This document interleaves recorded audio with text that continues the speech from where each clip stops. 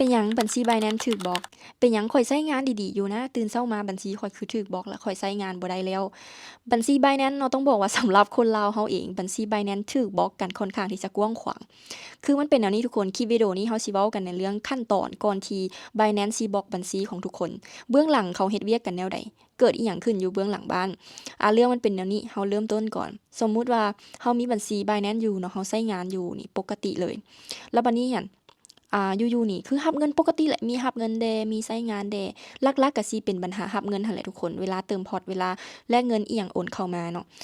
อาจจะถูกรับมาจากบัญชีเสี่ยงนู่นนั่นนี่ Binance ก็เลยเอาบัญชีนั้นฟรีซไว้ตรวจสอบหรืออาจจะหนักกว่าหั้นก็คือปิดบัญชีบ่ให้ใช้งานไปเลยแล้วเรามาเบิ่งว่าหลังบ้านก่อนที่เขาจะรับเคสนี่นะเขาเฮ็ดอิหยังตรวจสอบระบบแนวใดอยู่ๆแบบออโตเมติกเลยบ่เห็นบัญชีข้อยแล้วก็บล็อกเลยบล็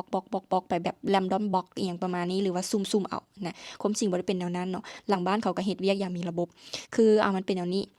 เริ่มแรกถ้าสมมุติว่าในระบบ Binance หรือว่าทางหน่วยงานรัฐบาลหรือในทางของหน่วยงานบังคับใช้กฎหมายส่งสัญญาณมาให้กับทาง Binance ว่าบัญชีนี้มีความเสี่ยงหรือว่ารับเงินมาจากบัญชีผิดกฎหมายมีความเสี่ยงให้Binance เบิ่งเมื่อมีสัญญาณแนวนี้มาปึ๊บ Binance จะเฮ็ดการตรวจสอบอยู่ในหลังบ้านส่งเคสให้กับทีมงานตรวจสอบเปิดเคสเลยเปิดเคสตรวจสอบเนาะเฮ็ดการตรวจสอบเบิ่งว่าเงินนี้ที่โอนมาได้ไสเงินนี้แล้วโอนต่อไปไสมาจากที่อยู่หรือว่ามาจากกระเป๋าที่มีความเสี่ยงเฮ็ดธุรกรรมผิดกฎหมายบ่เฮ็ดกิจกรรมผิดกฎหมายบ่เข้าข่ายบ่หรือว่าเงินนี้ถูกโอนมาจากประเทศที่ถูกคว่ำบาตรบ่นี่ก็เป็นกรณีในเรื่องของกฎหมายเนาะถ้าสมมุติว่าเข้าข้างเสี่ยง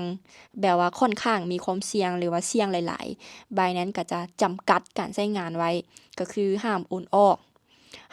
อกสมมุติแบบว่าหลังจากที่เขา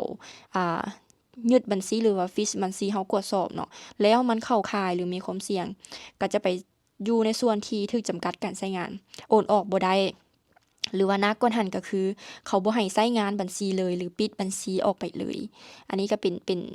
ป็นขั้นตอนของเขาว่าซั่นซะทุกคนเราก็บ่ฮู้ว่าคนลาวมีคนมาฮอดจุดนี้บ่จุดที่แบบถูกแบบว่าแบล็กลิสต์หรือว่าเตะออกจาก Binance บ่ให้ใช้งานเลยอยู่ๆก็แอ็กเคานต์ถูกลบไปเลยอิหยังประมาณนี้นะทุกคนเราก็บ่แน่ใจว่ามีคนมีบ่แต่สุดท้ายเนาะถ้าสมมุติว่าเข้าข่ายผิดกฎหมายหนักๆหรือว่าเกินที่จะ Binance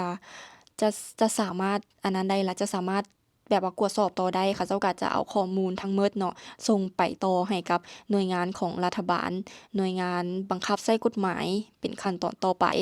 และทางทีมงาน Binance ก็ย้ำไว้ว่าทุกขั้นตอนเขาเจ้าเฮ็ดให้ถูกต้องตามกฎหมายและตามขั้นตอนปฏิบัติแต่ว่าบ่แม่นว่า